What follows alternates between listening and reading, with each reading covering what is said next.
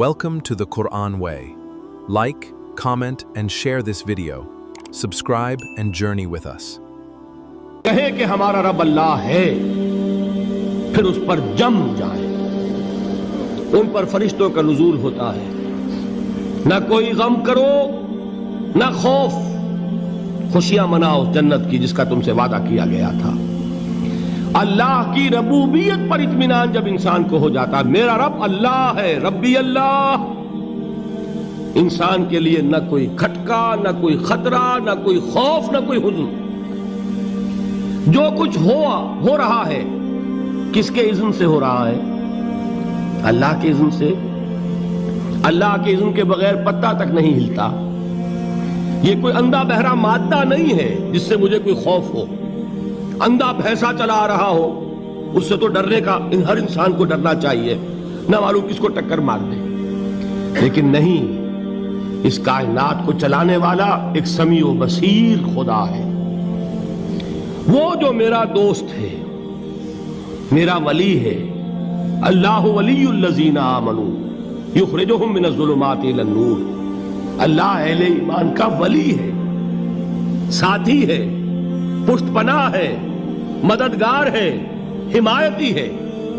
بتائیے جسے یقین ہو جائے کہ اللہ میرا مددگار، اللہ میرا محافظ، اللہ میرا پشت پناہ، اللہ میرا حمایتی، اس کے لیے کوئی خوف ہوگا؟ اس سے کوئی ڈر ہوگا؟ میں مثال دیا کرتا ہوں ایک بہت سادہ پنجاب کے دیہات کی. وہ بڑا چودھری ہے اور کوئی غریب کسان ہے. اس غریب کسان کے جانوروں کو ہر وقت اندیشہ ہوگا چوری کا. کوئی میری بھینس کھول کر نہ لے جائے، کوئی میرا بیل کھول کر نہ لے جائے. لیکن جس کے بارے میں یہ سب کو معلوم ہو کہ وہ جو بڑا چودھری ہے وہ اس کا دوست ہے، اس کی بچیا کو کوئی خوف ہوگا؟ اس کی بھینس پر کوئی ہاتھ ڈالے گا؟ اسے کوئی اندیشہ ہوگا؟ نہیں. کیوں؟ کہ وہ بڑا چودھری، بڑا اس کا یہاں کا سردار، جاگیردار، سب کو معلوم ہے وہ میرا دوست ہے، کوئی میرے خلاف اقدام نہیں کر سکتا. اس دنیا میں یہ چھوٹی سی بات اگر آپ کے دلی اطمینان اور سکون کا باعث بن سکتی ہے تو ذرا تصور کیجئے. میں لفظ تصور استعمال کروں گا صرف اس لیے کہ اس کا ہم جس کو کہتے ہیں ادراک اور شعور کر نہیں سکتے، اگر کے ساتھ کر سکتے. اگر یقین ہو کہ اللہ میرا مددگار اور یقین ہو کہ اللہ ہر آن میرے ساتھ ہے، پھر کوئی خوف؟ کس کا خوف؟ کوئی شے اللہ سے بالا تر ہے؟ کوئی قوت اس سے زیادہ طاقتور ہے؟ کوئی اس کے ارادے کو بدلنے والا ہے؟ کوئی اس کی مشیت کے آڑے آنے والا ہے؟ یہی بات ہے جو حضور نے فرمائی. یہ ایمان کا حاصل ہے لب لباب کہ دیکھو اچھی طرح اس بات کو ذہن نشین کر لو. اگر تمام انسان مل کر تمہیں کوئی نقصان پہنچانا چاہے نہیں پہنچا سکتے مگر جو کچھ اللہ نے لکھ دیا ہو. اور تمام انسان مل کر تمہیں کوئی نفع پہنچانا چاہے نہیں پہنچا سکتے مگر وہ شے جو اللہ نے طے کر دی. آپ پھر میں کہوں گا ذرا طاری کیجئے، اسے فرض کیجئے، اسے سوچئے. اگر اس حدیث پر ہمارا دل ٹھکا ہوا ہو تو کسی سے ڈر ہوگا؟ یہ مجھے نقصان نہ پہنچا دے، یہ میری رپورٹ خراب نہ کر دے، یہ میری انکریمنٹ نہ رکوا دے، یہ میرا یہ نہ بگاڑ دے، یہ میرے یہ نقصان نہ پہنچا دے. اس کا ڈر، اس کا ڈر، اس کا خوف، اس کی خوشامد، اس کے لیے جا کر طرح طرح سے اپنی عزت نفس کو ذلیل کروانا اس کے سامنے. یہ سب کچھ کیوں کرتا ہے انسان؟ جب سمجھتا ہے کہ اس کے ہاتھ میں میرا کوئی نفع ہے، اس کے ہاتھ میں میرے لیے کوئی ضرر ہے، یہ مجھے کوئی غضب پہنچا سکتا ہے، یہ مجھے کوئی نقصان پہنچا سکتا ہے، یہ میرا کوئی کام بنا سکتا ہے، یہ میری کوئی ضرورت پوری کر سکتا ہے. اسی کا نام شرک ہے.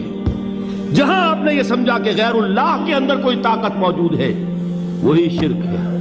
بتوں سے تجھ کو امیدیں، خدا سے نومیدی، مجھے بتا تو صحیح اور کافری کیا ہے؟ شرک تو یہ ہے. جس پر بھی تمہیں یہ خیال ہے کلمہ ہے، یہ کلمہ سوم، لا حول ولا قوت الا باللہ. ذرا اس پر دل کو کبھی اگر آپ تصور کریں پھر فرض کریں دل ٹھک جائے اس پر، کوئی طاقت نہیں۔ یہی بات تھی جو شیخ عبد القادر جیلانی رحمۃ اللہ علیہ نے اپنی وصیت میں اپنے بچے سے کہی۔ 11ویں دینے والے ہیں، لیکن حضرت شیخ عبد القادر جیلانی کی وصیت اور تعلیمات کو کتنے لوگ ہیں کہ جانتے ہو؟ یہ جن مقامات تک پہنچے ہیں وہ کس چیز کی بدولت پہنچے ہیں؟ انہوں نے جو پیغام دیا وہ کیا تھا؟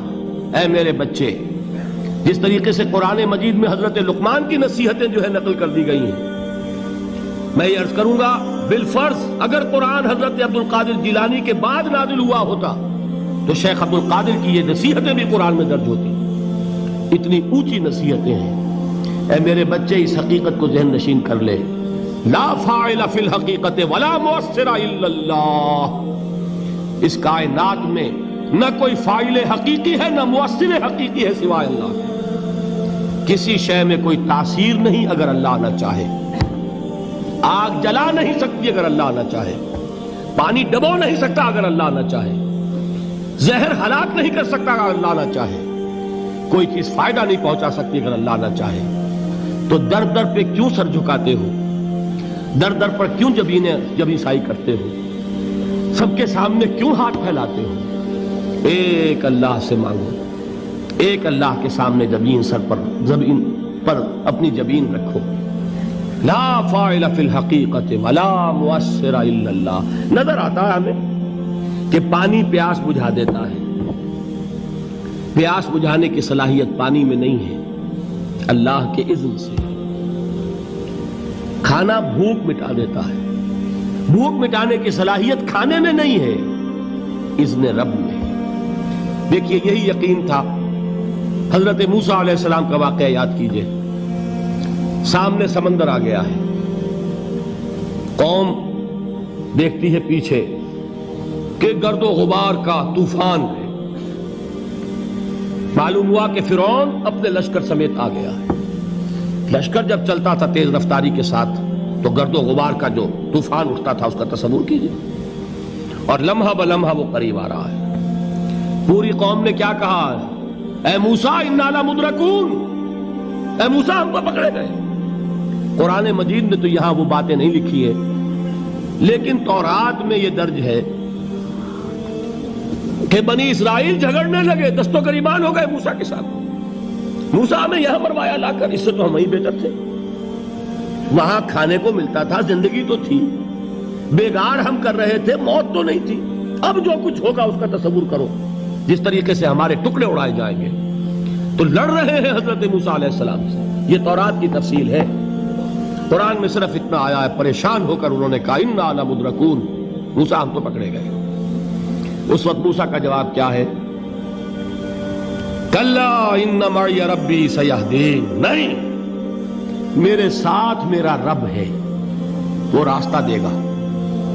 بتائیے کہاں راستہ نظر آ رہا ہے؟ یہ ہے ایمان بالغیب۔ راستہ نظر نہ آئے تب اللہ پر یقین ایمان ہے۔ جیب میں پیسے ہوں اور تب دل کو اطمینان ہے تو ایمان کس پر ہوا؟ پیسے پر، اللہ پر نہیں۔ جب وسائل و ذرائع نہ ہو اور پھر یقین ہو کہ اللہ مسبب الاسباب ہے، وہ اسباب کا پابند نہیں ہے، وہ اسباب کا محتاج نہیں ہے، اسباب اس کے محتاج ہیں۔ اگر یہ یقین ہے تو اللہ پر ایمان ہے، یہ نہیں ہے تو تمہارا ایمان اسباب پر ہے، وسائل پر ہے، ذرائع پر ہے، مادیات پر ہے، اللہ پر نہیں۔ اس وقت کہاں راستہ تھا؟ کوئی راستہ تھا؟ سمندر ہے اور ادھر سے لشکر آ گیا ہے۔ کلا ان معی ربی سیہدین۔ اب دیکھیے ایمان کہہ دینا آسان ہے، ہوا معکم اینما کنتم، جہاں کہیں بھی تم ہوتے ہو اللہ تمہارے ساتھ ہوتا ہے، لیکن اس کا یقین قائم ہو جائے تو زمین و آسمان کا فرق واقع ہو جائے۔